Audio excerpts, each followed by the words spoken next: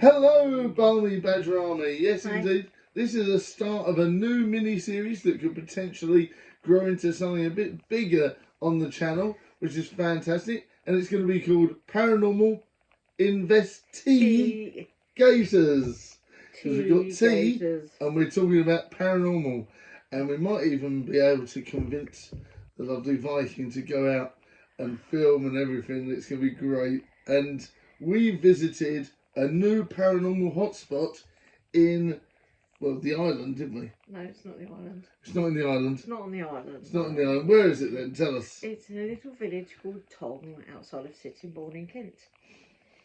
There you go. And we visited there about 5:30, 6? No, it was about 4:45 by the time we got there. So it was still a little bit light, but not very. No, not very light. It light. got dark ever so quickly whilst in there. Yes, it was that's only right. there for about half an hour. Half an hour, 45 minutes. Something like that. Yeah, something because like that. we was watching a film on Prime. That's called right. The Unbinding, which That's was a paranormal documentary film. That's right. And I thought, oh, wouldn't it be nice? I'd take you out a little bit of spooky paranormal stuff. And asked Cracker Media, because Cracker Media is quite active in their paranormal things. And they said, oh, the little church in Tonge, which is St Giles Church. So we went there because it was relatively close to where we are. It's not even that far, really, is it? What, no, 3 minutes? 20 minutes drive. It's not accessible by public transport, so you can't get there by bus or train. You can get the nearest train station is Sittingbourne. And then you'd have a long walk. It would have to be a taxi, I'm afraid. It's rather long walk. I think it's actually closer to Newington, Tenham. I get the two mixed up. Yeah. One's one side, one's the other. And when, obviously, torch in hand, which was really good. And it was like Alan Wake. I was like Alan Wake. It's like Alan Wake. I was like Alan Wake, but I was very, I don't know. You thought I'd be quite scared, didn't you? I wasn't too sure whether you'd be excited, scared, or a bit spooked out. Unfortunately, I was kind of bored. But that goes along with what we're about to say.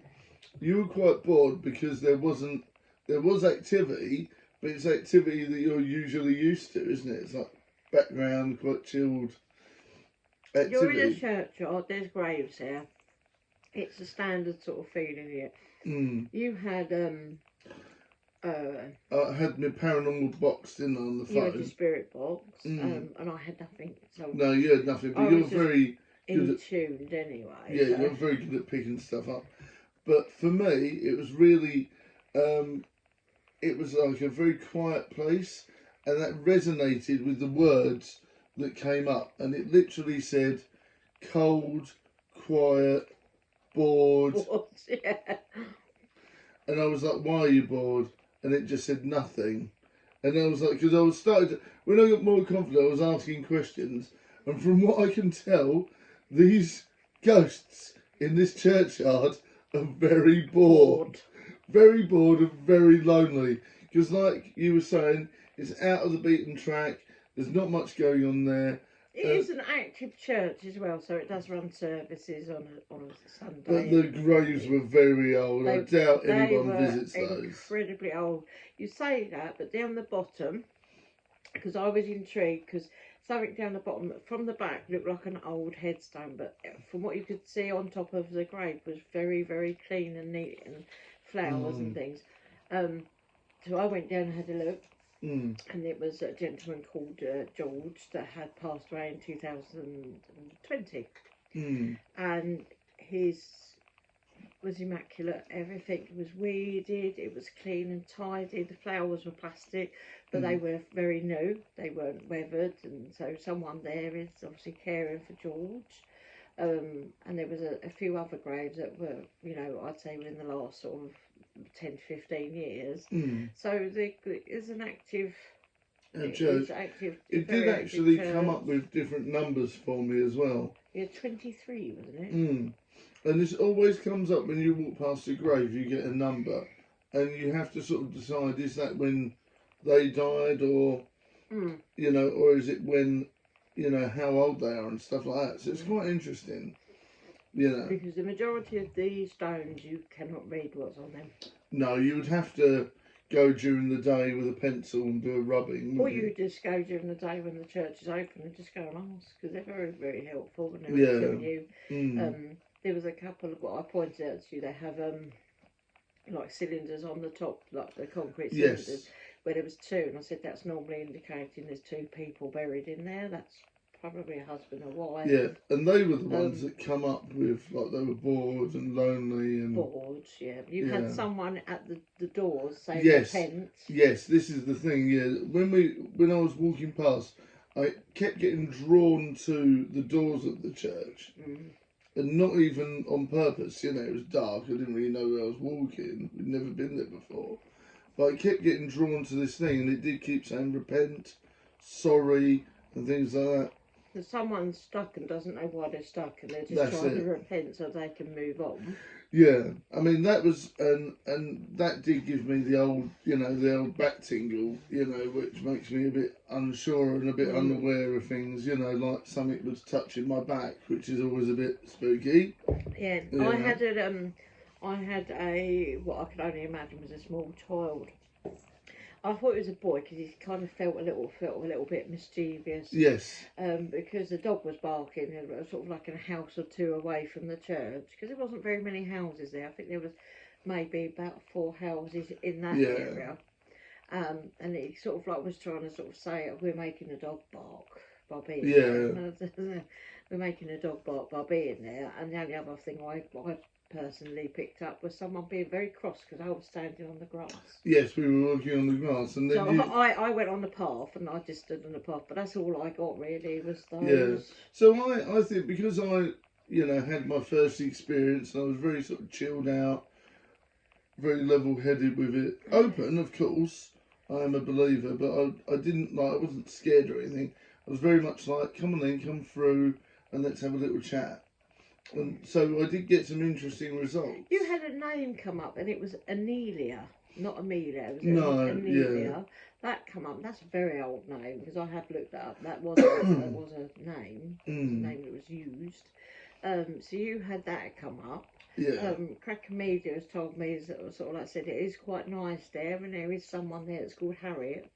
Oh, okay. There's someone there called Harriet, but there is also someone there that wasn't very nice. But I sort of said afterwards, I said when I sat on the church wall.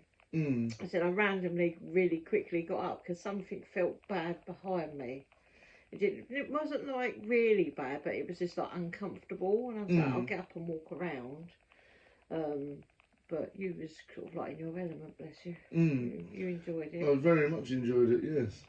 And then you didn't sort of like go. We didn't go around sort of like touching things or moving anything. No. I mean, I did very little. Apart from walk on the grass, which I very, very quickly got off of it because I was very cold. I think for your first time, you don't want to start meddling too much. You just want to sort of like be open to it and stuff. So that was interesting. You leave behind nothing and you take nothing. Do not take anything. Do not take anything. No. What we did do, obviously, on the way home, was we did sort of say thank you very much, didn't we? And then when we got back to the car, I said, right, if you're new, you can get out and leave. Yeah. If you came with us, you're okay to stay as long as you're okay. Yeah, that's it. So that was a very interesting experience, and we're going to tell you another story another time. So stay tuned for that. Far more interesting. This is part 1 of a new series. Yes. So this is going to be fun. And please make sure you watch and like, subscribe, donate, and everything, because I need to convince Viking to do more parts and do different things. So please do share this about so I can get Viking out on the road. I heard the talk. If anyone would like to see us actually do filming this while we're out and about doing it, also please comment to say yes, you'd like to see this, because it is quite funny. Yes. Probably not the way you would think it's quite funny, but it is quite funny. So, because we do have other story. Do you have another story? I've had a look at St Giles Church on the old internet. It's not really, apart from the fact that it is an open church, and you know they welcome everyone to go into their services and things like most churches do. There isn't anything spooky or anything local legendary that I can come across. But if anyone that's in that area or is familiar with that area that actually has a different story, please can you let us know? Yes, please let us know. We're really interested.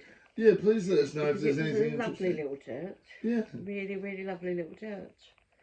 You know, there's not many of the lovely little churches left. In the dark, not so much. Right. Thank you very much for watching part 1 of this new series. We'll see you. Paranormal Indeed.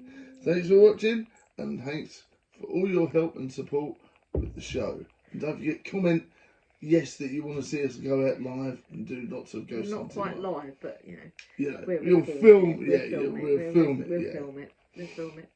Indeed. See you next time. Bye. Bye.